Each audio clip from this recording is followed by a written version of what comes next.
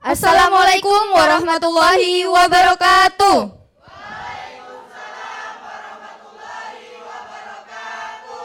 Selamat siang semuanya. Gimana kabarnya hari ini? Ya, alhamdulillah baik ya teman-teman yang ada di sini. Semoga kalian semua tetap dalam keadaan sehat selalu dan baik-baik saja ya. Iya dong, kalian harus tetap sehat, semangat, bahagia, dan jangan lupa menjaga imun tubuh seperti saat pandemi seperti ini. Ya, benar banget nih Kak Win. Yang ada di sini dari jurusan apa saja nih? KPI ya, semester berapa nih adik teman-teman? Wah, sama dong dengan kita juga KPI, kita sudah semester 5 dan kalian masih semester 1. Pokoknya tetap selalu semangat buat teman-teman yang masih semester 1. Ya, benar banget nih Kak Win. Sebelumnya perkenalkan saya Puji Lestari dan rekan saya Wiwin di Wahyu Triningsih akan memandu jalannya acara Torang Bicara. Di sini Torang Bicara, sana kam dengar. Yoi, mantap. Semangatnya mana nih teman-teman? Di talkshow Torang Bicara kali ini kami akan mengangkat tema yaitu karya dan cerita dari Papua. Ya, mana tepuk tangannya, semangat dong teman-teman. Di talkshow Torang Bicara kali ini kami akan menghadirkan 2 narasumber dengan segudang karya dan cerita yang sangat menarik. Dengan keanekaragaman suku, budaya, adat istiadat, dan kekayaan alam yang melimpah. Nah, dari itu semua terciptalah sebuah karya dan cerita dari orang-orang hebat tentunya. Ya, bener banget nih Kak Win. Nah, teman-teman, di talk show kali ini kami akan menghadirkan 2 narasumber dengan karya dan cerita yang tentunya menarik banget Kak Win. Bener banget. Sebelum kita panggilkan 2 narasumber tersebut, mari kita lihat profilnya terlebih dahulu. Check this out.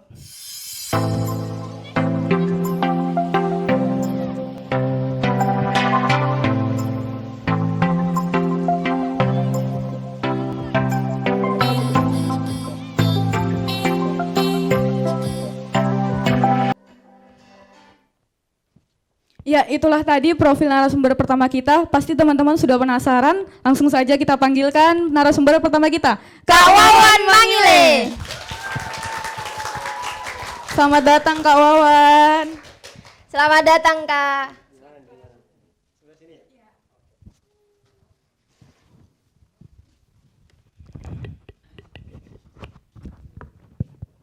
Oke Kak, sebelum kita ngobrol santai nih Kak, saya ucapkan selamat datang di Kampus Hijau Yayan Sorong Kak. Ya, terima kasih. Ini pertama kali juga saya masuk ke Kampus Hijau. Terima kasih buat teman-teman yang mengundang saya untuk berbagi cerita pada kesempatan kali ini. Ya, terima kasih juga kita Kak. Gimana Kak kabarnya hari ini? Alhamdulillah baik, saya baru pulang dari lapangan sebenarnya. Jadi mungkin teman-teman bisa dengar cerita menarik hari ini karena kemarin saya baru pulang dari Misol. Wah, kecil luar biasa sekali. Berikan tepuk tangannya dong teman-teman. Gimana nih Kak kesan pertama datang ke kampus ini? Waktu pertama masuk ke pintu gerbang bersih sekali dan salah satu warna hijau itu warna kesukaan kita ya, karena warna alam dan sangat asri. Pilihan yang tepat lah buat memanjakan mata. Dan saya rasa antusiasme adik-adik dan teman-teman hari ini sangat luar biasa. Dan saya berharap sih ada hal yang akan teman-teman dapatkan dari acara kita hari ini. Ya, amin ya. Kak, sekilas tadi kita melihat profil ini kan, nama asli kakak ini ternyata Aulaudinur Ahmad. Kok bisa dipanggil Kak Wawan Mangile ini? Awal mulanya gimana Kak? Ya itu ada cerita lucu sebenarnya. Jadi orang tua saya lahir di Bima, kota kecil di ujung Nusa Tenggara Barat. Nggak tahu, katanya saya sering sakit dulu katanya. Jadi harus punya nama lain selain nama asli. Jadi Wawan itu nama kecil, nama di keluarga saya dan dipanggil dari kecil. Kemudian Mangile itu sebenarnya nama pemberian dari teman saya di Palu sana. Karena itu sebuah farm, nama marga di Palu karena dulu saya sering nyelam di sana. Dan saya mau ganti sekarang udah sangat susah dan saya juga nggak tahu ini terlalu populer atau bagaimana. Akhirnya mau kembali cuma pakai Wawan agak susah jadinya. Semua notis dari media sosial, kemudian hasil karya semua itu menggunakan Wawan Mangile. Begitu ya. Mungkin teman-teman yang tadi penasaran kenapa bisa dipanggil Wawan Mangile, sekarang rasa penasarannya sudah terjawab. Ya benar banget Kak Win. Teman-teman sudah tidak penasaran lagi toh? Ya, oke. Ya, buat Kak Wawan dan teman-teman, for your information bahwa di kampus IAIN Sorong terdapat 3 jurusan dengan 7 program studi nih, Kak Wawan. Salah satunya komunikasi penyiaran Islam. Yang mana di sini semua teman-teman ialah anak KPI. Di sini juga Kak, kita ini belajar mengenai fotografi dan videografi. Mengingat hobi Kakak ialah seorang fotografi, menurut Kakak apa sih fotografi itu?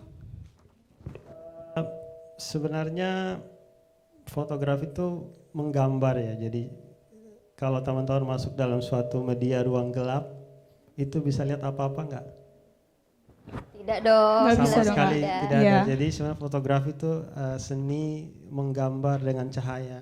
Jadi sebenarnya dasar dari fotografi itu misalnya di ruangan ini tanpa pencahayaan yang bagus kita tidak bisa mengenali objek itu dengan baik. Nah, Ya, benar banget Kak. Nah itu teman-teman ya, mungkin sekarang sudah bisa dipahami apa sih itu fotografi karena kalian nanti akan mendapatkan materi tersebut di semester berikutnya. Ya benar banget Kak Win, pasti teman-teman penasaran obrolan selanjutnya ini mengenai apa? Tetap di talk show Torang Bicara. Di sini Torang Bicara, di sana kamu dengar. Yoi mantap.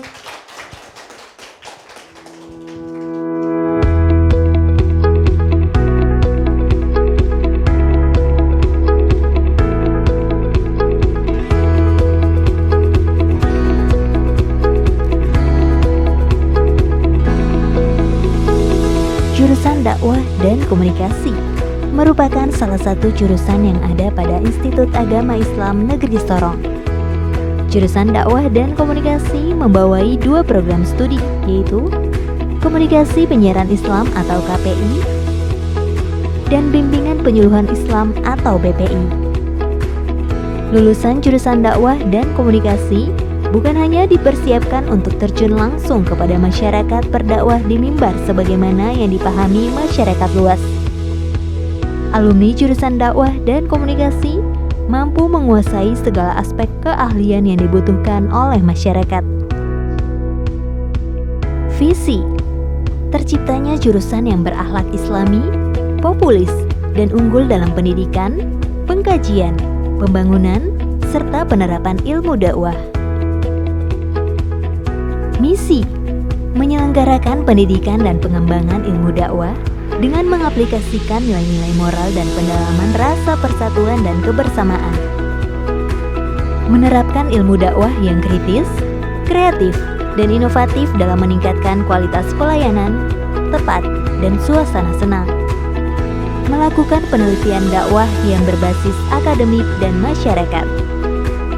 Menyelenggarakan pendidikan ilmu-ilmu keislaman, komunikasi, dan penyiaran untuk membentuk sarjana yang berkualitas profesional dan berakhlak mulia. Mengembangkan penelitian di bidang komunikasi dan penyiaran. Meningkatkan peran serta pada pengabdian masyarakat dalam aktivitas dakwah. Meningkatkan pemahaman mahasiswa dalam hal pemanfaatan IT. Prodi Komunikasi Penyiaran Islam sudah ada sejak tahun 2007. Program studi Komunikasi Penyiaran Islam adalah salah satu program studi yang ada pada jurusan Dakwah dan Komunikasi Institut Agama Islam Negeri Sorong. Saat ini jurusan Dakwah dan Komunikasi diajarkan oleh dosen-dosen yang berpengalaman dan mumpuni di bidangnya. Bidang utama yang dikuasai oleh dosen-dosen di Prodi KPI yaitu Jurnalistik, Public Relation, Periklanan, Media dan Penyiaran, TV dan Radio.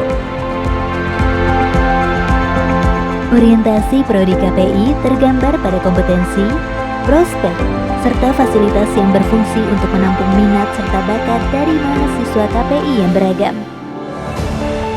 Prodi KPI juga memiliki sarana dan prasarana yang lengkap serta modern dan canggih, yaitu ruang kelas yang digunakan untuk melatih mahasiswa berbicara di depan umum. Tersedia juga laboratorium terpadu, ruang percetakan, ruang studio foto, ruang studio penyiaran TV, ruang ICT, ruang perpustakaan yang sejuk, musola, dan ruang radio Ar-Rafana.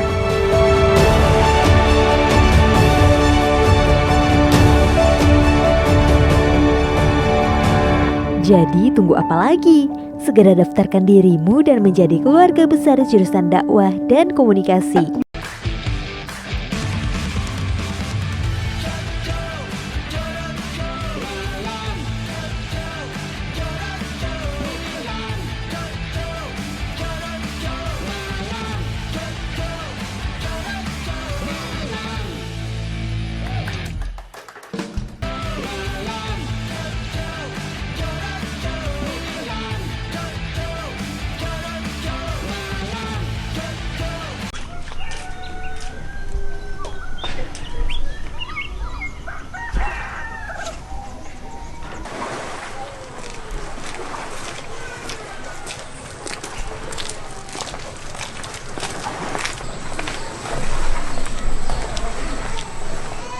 Peran gereja terhadap sasi ibu-ibu PW dan juga masyarakat kampung, ya kami hanya sifatnya kami menunggu, dan setiap kali ada sasi yang mau dibuka pasti gereja akan hadir, karena gereja mempunyai peran dalam hal ini. Dia akan menutup dan membuka wilayah lokasi sasi tersebut.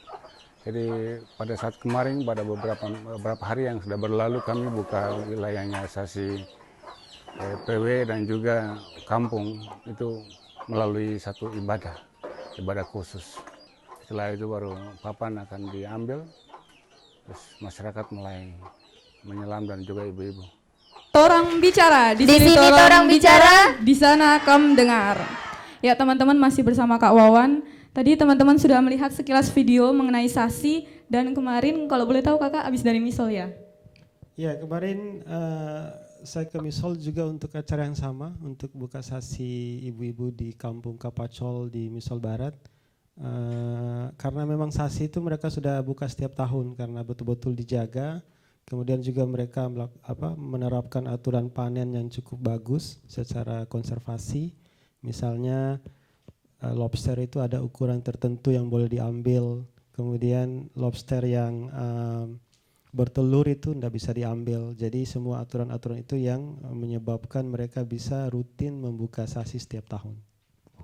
Jadi pembukaan sasi ini hanya setiap tahun saja atau bagaimana kak?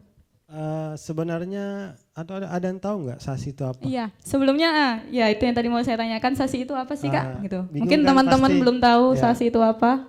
Jadi sasi itu sebenarnya sebuah kearifan lokal di Maluku dan di Papua untuk menjaga alam.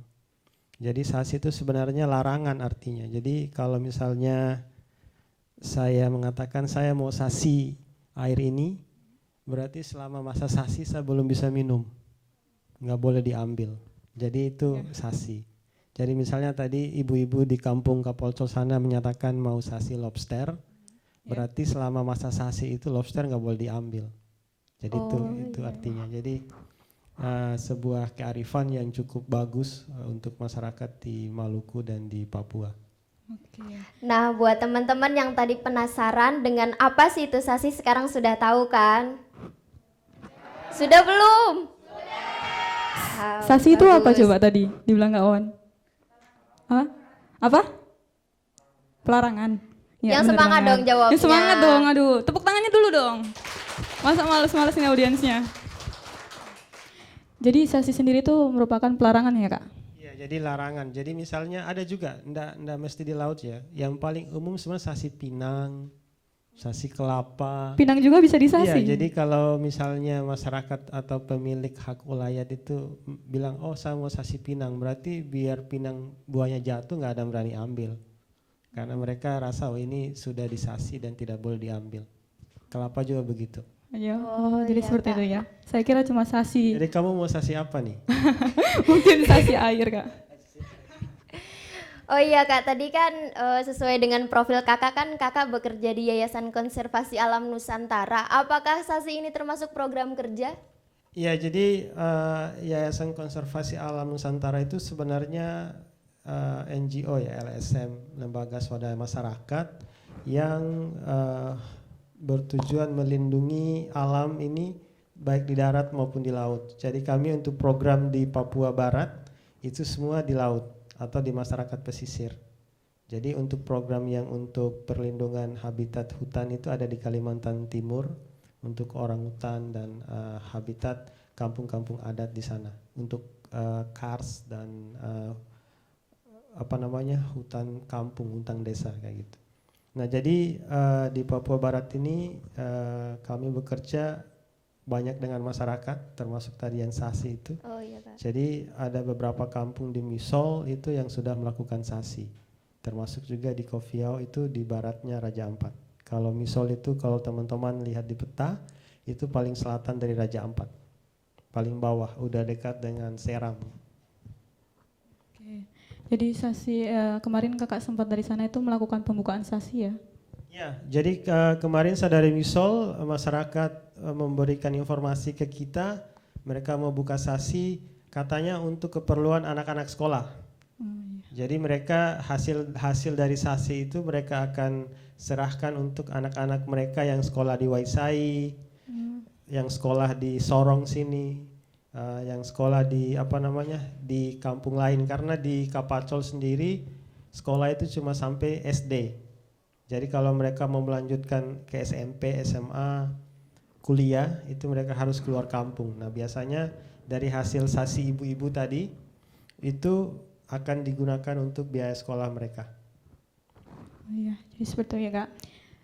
Hobi kakak ini kan salah satunya fotografi. Apakah hanya sekedar hobi atau kakak mendalami dengan begitu banyak karya yang kakak tampilkan di sosial media itu menurut saya udah sangat menarik sekali. Apakah itu hanya sekedar hobi yang biasa atau kakak dalami? Nah teman-teman yang di ruangan ini semua pasti punya HP kan? Dan Punya dong. Punya kan? Nah frekuensi kita melihat HP itu kan sangat intens ya. Bangun tidur bukan cari apa, pasti cari HP. Mau tidur Bener juga. banget Kak. Jadi sebenarnya fotografi di konservasi itu sangat penting karena itu akan membuat cerita, membuat story yang baik untuk mengedukasi atau mengajak orang-orang bagaimana kita mencintai alam, bagaimana kita memanfaatkan alam dengan baik. Dan di foto-foto saya biasanya bukan cuma kecantikan, bukan cuma keindahan, biasanya saya akan menulis ceritanya dan mungkin itu akan menggugah hati orang-orang yang melihat gitu. Jadi biasanya ada caption yang minimal dia namanya siapa, umurnya berapa, kemudian aktivitasnya apa gitu. Jadi itu yang biasanya menjadi menarik dari sebuah foto itu, bukan cuma bagus dan indah. Iya, benar banget Kak. Oh iya Kak, kan kakak sekolah S1 Kelautan dan S2 Manajemen Kelautan. Iya. Kok bisa sih terjun dalam bidang fotografi itu awal mulanya gimana Kak? Nah, makanya tadi jadi saya merasa kekuatan foto itu sangat bombastis lah. Jadi teman-teman mau viral sekarang pun juga biasa lewat foto, lewat video kan. Jadi benar banget. makanya di era digital sekarang itu yang beredar di media sosial dan platform media sosial yang lain itu sangat banyak dan salah satu yang kuat menurut saya adalah foto dan video. Jadi saya belajar foto dan video sebenarnya ingin mengabarkan ke orang bahwa Indonesia itu kaya, Indonesia itu luar biasa dan juga Indonesia itu banyak ancamannya gitu. Jadi tidak saja mengunggah hal-hal yang selalu menarik, tetapi juga mengunggah hal-hal yang mengkhawatirkan. Misalnya ancaman misalnya di laut ya. Ada perubahan iklim, ada pemutihan karang, kemudian ada pencurian ikan kan kayak gitu. Kemudian ada yang menggunakan bom bius. Nah itu salah satu hal yang menjadi semangat atau poin di mana saya harus mulai belajar tentang fotografi. Oh bener banget Kak, tadi kan kakak bidang pendidikannya adalah kelautan. Dari basic pendidikannya tidak ada fotografinya. Kok bisa sih Kak gitu? Belajar dari mana? Otodidak, seminar atau ikutin private gitu Kak? Iya, jadi kebetulan umur saya itu mengakomodir semua genre alat fotografi sebenarnya. Okay. Bukan bilang mau masuk tua tapi masih muda. Jadi saya juga memegang kamera, kalau adik-adik tahu atau teman-teman tahu, yang cuma 36 kali kutipan, kamera film. Saya belajar awal dari situ. Itu underwater juga, bawah laut juga ada. Kemudian juga kita mulai dari kamera pocket, kemudian ada sekarang yang DSLR, dan terakhir sekarang mirrorless, full frame. Nah, jadi semua alat itu akan ikut berkembang. Yang paling penting sebenarnya itu adalah kemampuan teman-teman untuk melihat sebuah foto gitu. Jadi di mata teman-teman sudah ada yang namanya framing, sudah ada yang namanya komposisi. Jadi itu yang paling penting, dan belajar fotografi saat ini tidak sulit. Teman-teman bisa lihat di YouTube. Tetapi bagaimana mengembangkan framing itu, mengembangkan komposisi itu adalah dengan sering melihat foto. Jadi kalau ada pameran datang, kalau ada live Instagram dari fotografer ikut. Jadi itu yang membiasakan kita untuk melihat atau bisa memilih foto ini layak atau tidak. Luar biasa. Banget, Kak. Nah itu ya teman-teman, Kak Wawan aja bisa, kenapa kita enggak? Iya, bener banget nih Kak Win. Teman-teman masih semangat? Masih Iya, dong. masih dong. Iya Kak, satu lagi nih Kak. Dari semua hasil karya Kakak, manakah satu karya yang menurut Kakak sangat berkesan dan menarik? Bisa dan susah untuk diceritakan, Kak? dilupakan gitu Kak? Tunggu saya ingat dulu ya. Untuk bawah laut saya pernah foto hiu paus di Teluk Cenderawasih. Wow. Hiu paus itu ikan terbesar di dunia. Jadi dia bisa sampai 12 sampai 7 meter, tapi dia hiu, jenis hiu. Jadi itu salah satu yang saya sulit lupakan karena berenang di tengah lautan luas yang warna biru, kemudian dilewati oleh raksasa. Wow. Itu pengalaman yang sangat luar biasa. Kemudian yang untuk potret, saya pernah foto ibu-ibu di Misol juga. Mungkin fotonya biasa, tapi ceritanya itu yang saya bikin terkesan, karena ternyata mereka seumur hidupnya itu baru menerima gaji dari kegiatan mereka menjual hasil karyanya gitu.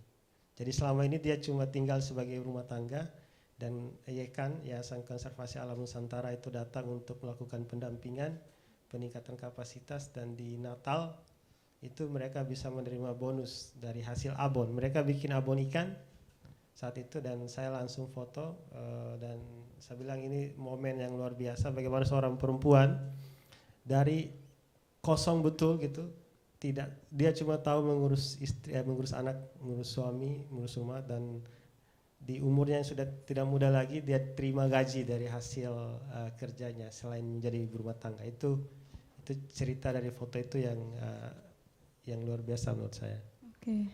Wah keren banget Kak, pasti luar biasa dong cerita-ceritanya. Dari cerita-cerita Kakak hampir semuanya kan banyak yang dari Papua, dari tadi Iya, bener banget Kak Win. hiu pausnya, terus ibu-ibu Misol, pasti Kakak tahu dong apa sih yang spesial dari Papua? Dulu saya cuma mau bekerja di sini 2 tahun. Terus terang saya cuma punya kontrak 2 tahun, dan salah satu hal yang membuat saya hampir 6 tahun ini adalah tempat di Indonesia yang paling ramai yang pernah saya datangi itu Papua. Wow, tepuk tangan dong. Kalian kan lahir di Papua toh? Tepuk tangan.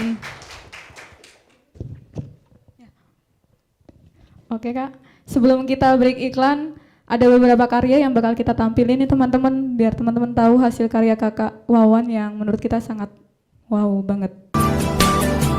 Tanah Papua, tanah yang kaya, surga kecil jatuh ke bumi. Seluas tanah, sebanyak batu, adalah harta harapan. Tanah Papua, tanah leluhur, di sana aku lahir. Bersama angin, bersama daun, aku dibesarkan.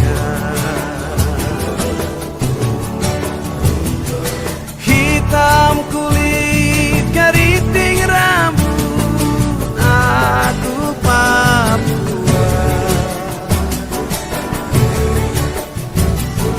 Hitam kulit, keriting rambut, aku Papua. Biar nanti langit terbelah, aku Papua.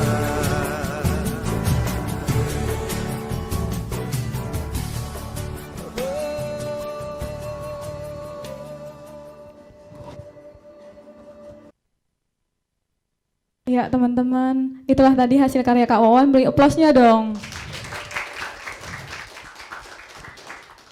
Ya, Kak Wawan dan teman-teman, kita punya lagi satu narasumber. Beliau ini merupakan salah satu putri daerah, tapi setelah break iklan baru kita akan hadirkan. Jangan kemana-mana, tetap di talk show Torang Bicara. Di sini Torang Bicara, di sana Kam Dengar. Kamu mau melamar anak saya? Iya om, Memang modal kamu apa?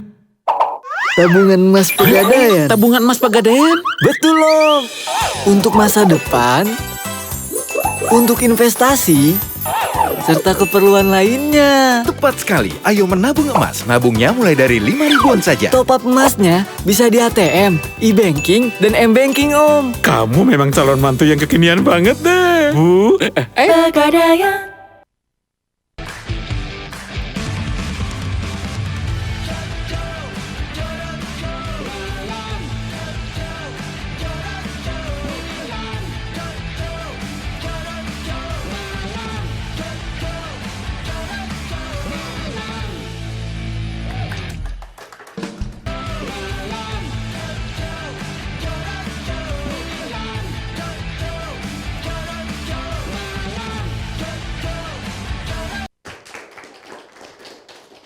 Ya, kembali lagi di talk show Torang Bicara. Di sini Torang Bicara, di sana Kam Dengar. Masih semangat audiensnya? Masih dong. Semangat dong, karena ada dua narasumber yang menarik ini. Ya, Kak Wawan dan teman-teman, di sini kita punya lagi satu narasumber. Beliau ini merupakan salah satu putri daerah yang masih aktif dan milenial juga di beberapa komunitas, salah satunya literasi Sorong Raya, kepemudaan, dan beliau merupakan salah satu pendiri Nibun Papua. Langsung saja kita lihat profil berikut ini.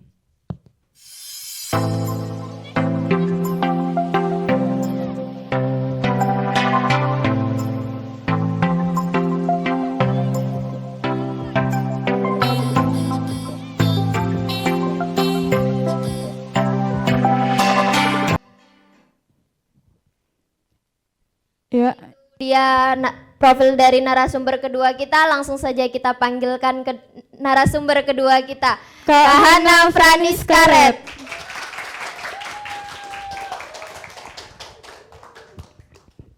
selamat datang Kakak. Selamat datang Kak. Ya, silakan Kakak. Ya, jadi Kak, ini Kak Hana, perkenalkan Kak. Gimana Kak kabarnya hari ini Kak? Lumayan baik. Kenapa lumayan Kak? Ya begitulah, banyak yang dilakukan jadi bisa dibilang lumayan baik aja. Teman baik. Kalau boleh tahu kesibukannya sekarang apa Kak? Saya lagi susun manuskrip. Manuskrip. Iya. Manuskrip tentang apa kalau boleh tahu? Kan habis sidang tuh, Oh, sidang skripsi, jadi iya, lagi iya. nyusun manuskrip. Oke. Selamat ya Kak buat Iya, Kak iya. Hana. Ya, selamat atas kelulusan sidangnya Kakak Iya, Hana. Oh, makasih.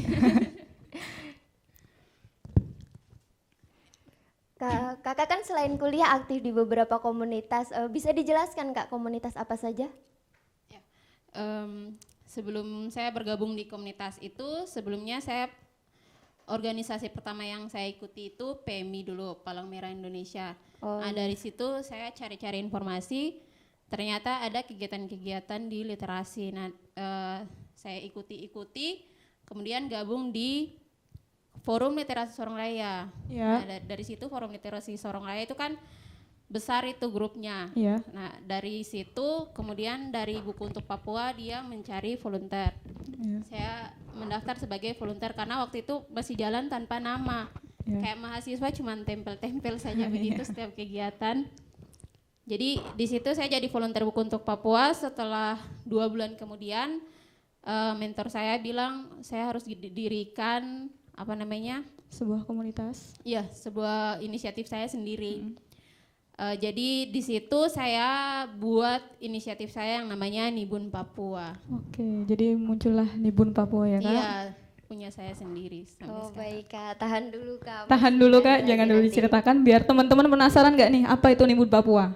Penasaran dong. Ya, jadi karena kalian semua penasaran, tapi rasa penasaran kalian ditahan dulu karena ada iklan yang bakal lewat berikut ini. Tetap di Torang Bicara. Di sini Torang Bicara. Di sana kam dengar.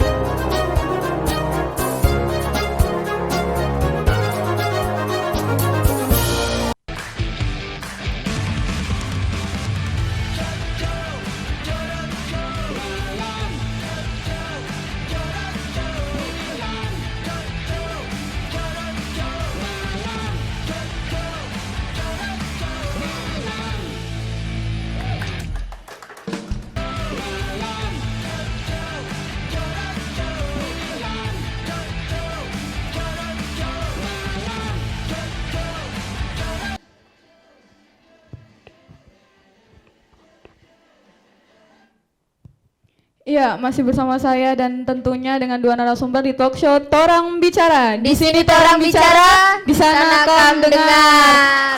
Ya, beraplaus yang meriah buat kedua narasumber. Ya, Kak Hana tadi sekilas Kakak menyinggung mengenai Nibun Papua. Bisakah Kakak ceritakan apa itu Nibun Papua dan awal mulanya itu bagaimana? Oke. Jadi Nibun Papua itu diambil dari filosofi nama pohon. Mungkin teman-teman sudah pernah lihat tapi tidak tahu nama pohonnya apa. Dia mirip seperti pohon pinang atau kalau pohon kelapa tidak kayak pohon pinang begitu, tapi tumbuh liar. Nah, jadi itu kan kalau untuk orang Papua, pohon nibun itu banyak manfaatnya digunakan. Misalkan untuk berburu bisa, kemudian buat perabotan rumah tangga. Nah itu kalau biasa lihat makanan papeda itu kan kalau kita bilang gata-gata ya, bale-bale papeda itu biasa dibuat dari pohon nibun juga kayak gitu. Jadi manfaatnya itu banyak. Nah, cuman saya fokusnya menggunakan nama pohon ini untuk inisiatif saya di bagian kewirausahaan. Kebetulan kan saya jualan. Jadi pertama kali sekali di buku untuk Papua itu kan yang punya buku untuk Papua itu dia buat buku cerita anak. Jadi saya yang jual gitu. Karena kebetulan pengalaman saya jualan jadi sales waktu itu. Jadi saya pakai pengalaman saya untuk jualan buku. Nah, di situ Nibun Papua pas berdiri pertamanya saya promo dulu buku-buku tapi dia berkonteks Papua. Jadi semua buku yang saya jual itu semua berkonteks Papua. Nah, dari situ saya masukkan itu hasil kebun mama saya karena kan saya bantu-bantu Maci jualan, misalnya mama jualan di pasar. Nah, jadi Nibun Papua yang mereka tahu itu inisiatif kewirausahaan yang didirikan oleh perempuan berdaya, yaitu saya sendiri kayak gitu. Wah, jadi jualannya jualan buku dan hasil kebun mama Papua, yaitu saya punya mama. Tapi kadang kalau saya jualan di pasar itu duduk macam-macam dong jualan itu biasa kan nih, kayak saya foto-foto begitu kasih masuk di media sosial, mereka ada yang pesan gitu, mereka ada yang pesan, jadi saya beli lewat saya. Terus saya bawa ke mereka yang membeli, jadi mereka ganti istilahnya kayak distribusi begitu. Tapi lewat platformnya Nibun Papua kayak gitu. Okay. Berikan tepuk tangannya dong Kak Hana. Ya Kak, saya lihat juga di media sosialnya Kakak ini, Kakak berkeliling ya jualannya, pakai gerobak gitu Kak? Oh iya benar. Kalau gerobak sayurnya itu ada ceritanya juga. Jadi ya, awalnya itu jadi gimana Kak ceritanya? Itu ada jadi ceritanya memang panjang lebar sekali. Jadi awal saya jualan itu saya hanya modal jalan kaki, kalau dekat, kalau jauh itu saya ikut ojek atau taksi. Terus pokoknya tidak kenal waktu, tidak kenal lelah, istilahnya yang penting saya punya jualan laku saja. Nah, dari situ sampai bulan Desember, nah mentor saya ini bilang, kita buka ini donasi pakai yayasan Kita Bisa, kalau tidak salah itu yayasannya nasional. Jadi dari situ kita buka donasi atas nama Buku untuk Papua. Pokoknya kameramen itu ada salah satu dari kampus ini yang bikin edit semuanya. Ada teman Riyandi. Oh, Kak Riyandi ya? Oh iya, Kak Riyandi yang bantu untuk ini edit videonya itu waktu itu untuk galang donasi motor untuk Nibun Papua. Jadi awalnya itu rencananya kalau dana terkumpul kita beli motor bekas harapannya saya jualan pakai motor bekas itu. Nah puji Tuhan karena terkumpul lebih jadi motornya saya beli baru langsung keluar dari dealer. Nah itu keluar lewat beberapa hari itu saya belum jalan memang karena belum ada gerobak sayur kan. Yeah. Nah kembali lagi ke buku-buku yang tadi saya jual. Kebetulan saya jualan buku ke Bapak Menteri Luhut Panjaitan, itu beliau bayar buku pakai uang dolar itu $200, saya tukar di bank. Uang itu saya olah untuk bikin saya punya gerobak sayur. Nah gerobak sayur itu yang saya pakai untuk jualan keliling kayak gitu. Luar biasa sekali, berikan tepuk tangannya dong teman-teman.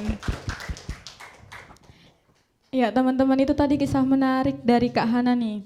Ya Kak, kalau kita tahu nih kebanyakan anak muda kan kalau misalnya disuruh jualan keliling itu kan pasti punya rasa minder nih Kak. Itu bagaimana caranya Kakak mengatasi rasa minder Kakak?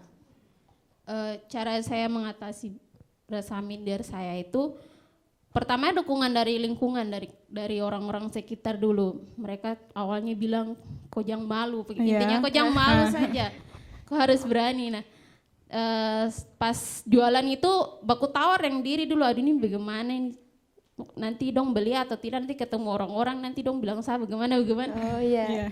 Jadi, ragu gitu ya. Ragu begitu kan, pas sudah masuk kompleks orang beli, nah dari situ sudah saya punya rasa ragu dan rasa minder itu sudah hilang semua. Jadi setiap kali saya jualan itu saya tidak peduli mau siapa mau bilang saya Ependeng Dora, yang penting saya Ependeng Dora. Ependeng Dora, iya benar. Nah itu ya teman-teman, pokoknya nggak boleh gengsi, nggak boleh malu, harus selalu percaya diri. Iya, selama itu baik dan benar, lakukan saja. Benar tak Kawin? Bener banget dong. Nah kakak ini kan aktif di beberapa komunitas. Apa sih yang kakak dapatkan selama aktif di beberapa komunitas? Yang saya dapatkan itu pertama saya dapat meningkatkan rasa percaya diri saya, karena awalnya itu saya rasa minder yang setengah mati punya. Jadi kalau dengan teman-teman tuh saya rasa saya tidak punya apa-apa begitu, tidak bisa apa-apa, tidak bisa tampil di depan dan segala macam. Tapi setelah ikut dengan beberapa komunitas, saya dilatih untuk bagaimana saya bisa berbicara depan seperti begini. Oh iya, Nah, benar banget. seperti begitu sih, banyak ilmu yang saya dapatkan juga, terutama untuk open mind. Jadi kan saya awalnya itu kadang kalau orang suka kasih masukan itu saya suka tersinggung, suka apa begitu. Tapi lama-lama sudah tidak, ya sudah. Pendapat orang kan berbeda-beda Iya, ya. benar Iya, banget, benar banget, Kak. Kak. Jadi open mind saja. Oke. Pokoknya Intinya luar open biasa mind ya banget. teman-teman dan Kak Wiwin ya. Iya, pokoknya luar biasa banget pengalamannya dan apa yang didapatkan selama aktif di beberapa komunitas teman-teman. Ya, benar banget. Kak Hana juga ini kan aktif di beberapa komunitas ini Kak. Gimana sih Kak caranya Kakak memanage waktu antara aktif di kuliah dan komunitas? Soalnya kita tahu kebanyakan nih mahasiswa-mahasiswa ini kan kalau sudah aktif di komunitas maupun organisasi pasti kuliahnya Ada yang berat sebelah terbengkalai gitu, nggak Iya. seimbang, Kak. Bagaimana cara menyeimbangkannya Kak? Mungkin teman-teman butuh tipsnya? Butuh dong. Butuh dong tentunya. Ya silakan Kak. Jadi awal saya manage waktu itu, saya rasa 1 detik atau 1 menit itu paling berharga untuk saya. Jadi saya suka tulis kayak yang di memo gitu. Pokoknya setiap kegiatan apa saja, mau minggu depan atau bulan depan atau tahun depan itu saya suka tulis tanggal ini jam sekian ada kegiatan ini, ada kuliah ini. Tapi memang salah satu kadang saya suka korbankan biasa kalau ada kegiatan yang menurut saya penting, kuliah saya korbankan. Jadi memang ada beberapa nilai yang dapat C karena itu suka ikut-ikut kegiatan kayak gitu.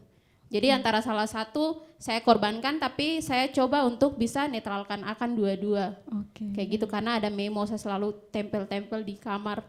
Jadi apa yang saya sudah lakukan saya contreng, atau apa yang belum nanti saya baca ulang lagi. Oh hari ini saya mau bikin ini, besok saya mau bikin ini, ada ikut kegiatan ini, kayak gitu sih. Nah itu ya teman-teman, pokoknya harus tetap seimbang antara komunitas atau organisasi dengan kuliah. Pokoknya nggak boleh ada yang berat sebelah, karena kalian harus tahu mana yang prioritas, mana yang hanya sekedar pengalaman. Jangan sampai kalian menjadi mahasiswa abadi, karena nggak lulus-lulus. Iya betul. Ya, teman-teman kita beri kesempatan untuk bertanya dengan kedua narasumber di depan ini. Saya persilahkan buat teman-teman audiens yang ingin bertanya, silahkan. Ya, silahkan bisa maju ke depan. Perkenalkan namanya. Baik, Assalamualaikum warahmatullahi wabarakatuh. Waalaikumsalam warahmatullahi wabarakatuh. Sebelumnya saya mengucapkan banyak terima kasih telah memberikan saya waktu untuk bertanya. Jadi perkenalkan, nama saya Nurul Hairunisa Rustam dari jurusan Dakwah dan Komunikasi Prodi KPI, kelas KPI 1B. Jadi pertanyaan saya terkait fotografer dan videografer. Jadi pertanyaan saya singkat saja, bagaimana cara kita mengapresiasikan sebuah karya seperti apa? Ya. Sekian dari saya. Wassalamualaikum warahmatullahi wabarakatuh. Waalaikumsalam warahmatullahi Wabarakatuh. wabarakatuh. Berikan tepuk tangan dong buat temannya. Jadi pertanyaannya buat Kak Wawan, Kak, bagaimana cara mengapresiasikan sebuah karya? fotografi Kak. Oke, tadi dari Nurul ya. Iya. Iya, Kak. Jadi setelah beberapa tahun terakhir saya berkecimpung dalam dunia foto dan video, ternyata foto itu sebenarnya tidak bisa dihargai gitu, berapa nilai uangnya. Nah, yang saya dapat dari beberapa fotografer senior itu sebenarnya yang tinggi nilai itu apresiasi, jadi penghargaan terhadap karya. Jadi bagaimana kita menghargai karya itu, karena pertama ya kita harus tahu kita tidak boleh menggunakan karya orang lain, itu suatu penghargaan. Kalaupun kita misalnya menggunakan karya orang lain, minimal kita minta izin atau mencantumkan watermarknya atau nama fotografernya. Karena sebenarnya foto itu, apalagi foto ya, karena foto itu tidak sama ke video. Video itu kayaknya selesai masanya dia selesai. Kalau foto itu ceritanya agak panjang. Dia itu kayak still life gitu, jadi tetap ada foto itu. Jadi foto misalnya kejadian tsunami, foto ini itu kan tetap hidup gitu. Jadi kalau video itu cepat hilang. Nah, jadi foto itu juga yang paling penting karena dia bagian dari itu, dari karya orang lain. Karena mungkin teman-teman belum tentu tahu ya bagaimana orang mengambil foto. Bisa jalan berkilo-kilometer, bisa menyelam berapa lama gitu. Jadi itu kalau kita menggunakan karya orang lain tanpa mencantumkan nama dan minta izin itu hal yang kurang etis. Dan di Indonesia itu masih banyak. Dan saya rasa teman-teman di sini harus mulai belajar bahwa karya itu sangat penting. Meskipun itu dari HP. Iya, benar Jadi, banget Kak. Ya, walaupun kita menghasilkan karya dari HP, dari apapun itu harus kita tetap hargai. Dan tempat belajar itu dari semua orang. Gitu. Jadi belum tentu juga tidak harus belajar dari orang-orang yang hebat, tetapi teman-teman kita sekalian ini juga tempat belajar. Jadi itu kita saling menghargai dan kita bisa berkembang bersama-sama. Oke, jadi Terima seperti itu kasih ya Kak. Kak. Nah itu tadi yang buat bertanya buat teman Nurul, itu bagaimana cara mengapresiasikan sebuah karya, gimana sudah bisa dipahami? Ya semoga teman Nurul bisa mengerti ya dan paham apa yang sudah disampaikan sama Kak Wawan. Ya silakan, siapa lagi yang mau bertanya? Silakan maju ke depan. Assalamualaikum warahmatullahi wabarakatuh. Waalaikumsalam warahmatullahi wabarakatuh. Baik, perkenalkan nama saya Azharul Rahmat Makmur. Saya dari jurusan Dakwah dan Komunikasi Prodi Komunikasi Penyiaran Islam. Ingin bertanya kepada Saudari Hanan. Baik, di sini kita tahu bahwa setiap orang mempunyai rasa gengsi atau rasa untuk tampil di depan. Yang saya tanyakan bagaimana tips kakak dari kakak untuk tampil lebih berani di depan umum. Mungkin itu yang dapat saya tanyakan. Terima kasih. Wassalamualaikum warahmatullahi wabarakatuh. Iya, terima kasih teman Azharu. Mungkin kakak silahkan dijawab. Baik, terima kasih untuk pertanyaannya. Jadi untuk awalnya itu memang sifat saya atau yang saya selalu tanamkan itu sifat tidak tahu malu. Jadi apa-apa yang memang kebiasaan ini sudah Iya, benar banget kayaknya. Iya. Apa ya?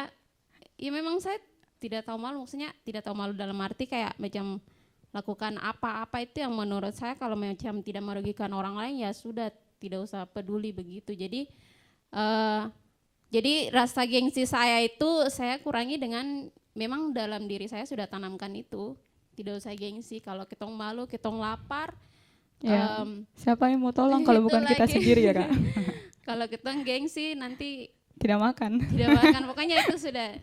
Jadi cara saya atasi itu pertama karena memang sifat saya memang saya buang rasa gengsi saya, kemudian lingkungan itu memang penting kalau kita berada di lingkungan yang selalu mendukung apa yang kita buat tanpa ada, kalau kritikan dan saran itu kalau yang bersifat membangun justru lebih baik kita terima, yang tidak bagus ya sudah dibuang saja, tidak usah didengarkan.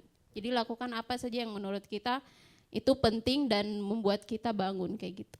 Jadi gengsi kalau untuk saya gengsi itu saya tidak terlalu pakai untuk saya gitu. Iya, buang jauh-jauh ya Kak? Buang jauh-jauh. Gitu sih, itu saja. Nah mungkin itu buat teman kita yang bernama Rahmat, bagaimana cara mengesampingkan gengsi. Jadi sekarang sudah tahu kan tipsnya dari Kak Hana, pokoknya nggak boleh gengsi, selalu percaya diri. Itu kuncinya, pokoknya meskipun bagaimanapun apa yang kalian lakukan gak usah malu, kalian punya karya tampilkan saja meskipun dari HP-nya burik nggak masalah, selalu ditampilkan dan selalu percaya diri. Ya, berikan tepuk tangannya dong. Iya, ini pertanyaan terakhir Kak dari kita berdua. Harapan Kak Wawan dan Kak Hana terhadap anak-anak muda Papua itu apa Kak? Mungkin dari Kak Wawan terlebih dahulu. Yang lebih tua ya? Oke, pertama saya pikir kita saya bersyukur ya, atau kita bersyukur kita hidup di tanah yang kaya. Itu yang pertama. Papua itu luar biasa dan saya sendiri tidak lahir di tanah ini, tapi betul-betul jatuh cinta dengan tanah Papua. Apalagi teman-teman yang lahir besar di sini. Dan saya rasa pertama saya foto, ada foto tadi yang burung Kingbird of Paradise, burung cendrawasih, sama ini yang host pakai ini. Itu kan kasuari. Jadi semangat saya pertama adalah mengajak teman-teman untuk mulai berkarya, karena terus terang kalau kita lihat foto-foto tentang Papua ini ternyata lebih banyak orang-orang luar. Dan saya rasa ini sesuatu yang luar biasa, kampus menyediakan tempat untuk adik-adik belajar. Dan saya rasa teman-teman harus percaya diri. Kalau sekarang itu istilahnya apa ya? Insecure ya? Iya benar banget Kak, itu jadi, insecure. Jadi stop lagi yang begitu-begitu dan mulai berkarya. Dan tanah Papua itu penuh cerita. Dan saya merasakan sendiri bagaimana cerita-cerita dari Papua itu luar biasa. Dan teman-teman, satu hal lagi yang paling penting, bagaimana kita mengembangkan cerita itu dari riset. Jadi datang ke sana, mendengar, kemudian cross check dari berbagai sumber, itu baru kita bisa mendapatkan cerita yang menarik. Jadi terus terang ada di Papua ini kan banyak cerita menarik, cerita masyarakat. Tadi juga Hana sampaikan cerita tentang pohon itu. Dan banyak sekali, dan itu saya rasa masih sangat kurang, dan teman-teman dan adik-adik di sini bisa mulai mengembangkan itu. Iya. Oke, terima kasih Kakak. Mungkin dari Kak Hana, silahkan. Kalau saya sendiri harapannya untuk anak-anak muda Papua, kalau untuk yang asli ya, yang orang asli Papua, itu kan kebanyakan mereka kan tanamkan gengsi.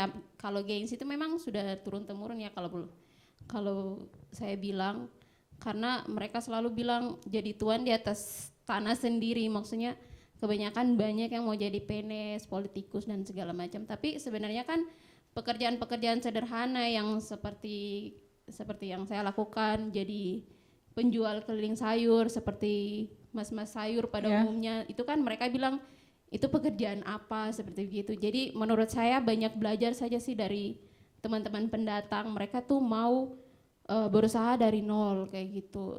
Biar hal itu pekerjaan sederhana pun mereka selalu hargai. Jadi banyak belajar dari orang lain, kemudian tanamkan rasa untuk tidak terlalu gengsi, itu buang begitu. Jadi harapan saya itu sih yang saya mau bagi untuk teman-teman Papua yang lain. Kalau untuk teman-teman yang memang lahir besar dan sekolah di Papua, menurut saya memang karena pendidikan dan juga pergaulan jadi sudah agak meningkat. Tapi kalau untuk teman-teman yang asli Papua, itu sih yang harus diubah sih mindsetnya. Seperti begitu. Itu saja, terima kasih. Ya, terima kasih Kak Hana atas harapannya. Berikan tepuk tangan dong. Luar biasa banget ya harapan dari Kak Hana dan Kak Wawan. Pokoknya harapan buat kita dan buat Papua itu memang istimewa dan luar biasa. Semoga saja Kak Wawan dan Kak Hana bisa segera mewujudkan harapannya. Mungkin salah satu atau bahkan semua dari kita bisa membantu Kak Wawan dan Kak Hana untuk mewujudkan harapannya masing-masing. Benar banget, amin. Berikan tepuk tangannya. Ya, terima kasih. Pokoknya tetap berkarya dan berkarya. Jangan gengsi dan selalu percaya diri. Benar banget Kak Win. Itulah tadi harapan dari Kak Hana dan Kak Wawan sekaligus menutup perjumpaan kita di talk show kali ini. Saya ingin sedikit menambahkan buat teman-teman, teruslah berkarya, terutama buat saya sendiri. Apalagi kita yang hidup di bumi cendrawasih, karena begitu banyak sekali hal-hal yang perlu kita gali dan kita tunjukkan kepada dunia luar bahwa di Papua itu luar biasa sekali. Mungkin itu saja yang dapat saya sampaikan, dan saya ucapkan terima kasih buat Kak Wawan dan Kak Hana sudah hadir di talk show kami dan ikut menyukseskan. Terima kasih. Dan juga teman-teman audiens KPI 1, saya ucapkan terima kasih sudah hadir di sini. Berikan tepuk tangannya dong. Ya.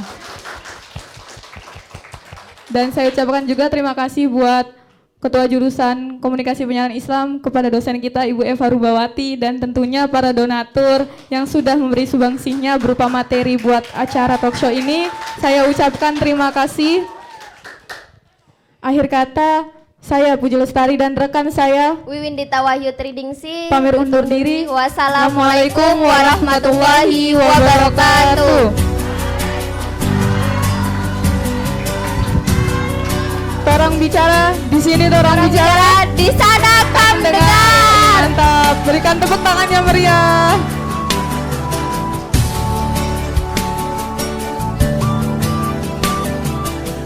Tanah Papua, tanah yang kaya, surga kecil jatuh ke bumi. Seluas tanah, sebanyak batu adalah harta harapan. Tanah Papua